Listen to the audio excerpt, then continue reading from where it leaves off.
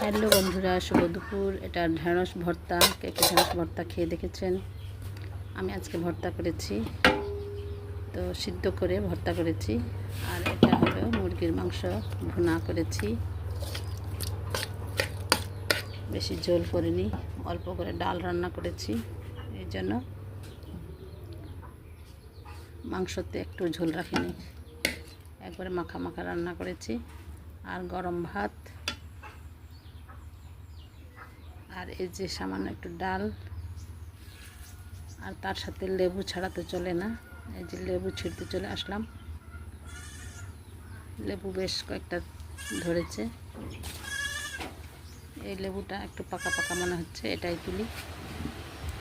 আর লেবু দিয়ে ভাত খেতে তো সেই মজা, সেই স্বাদ লাগে। মাংস তরকারি কিংবা ডাল তরকারিতে লেবু ছাড়া চলেই না। তো আপনারা খেয়ে নেন। আজকে আমার ঢেঁড়স ভর্তা এবং মুরগির মাংস দিয়ে খাওয়া দাওয়া। দুপুর হয়েছে, আপনারাও খেয়ে নেন যে যেখানে আছেন।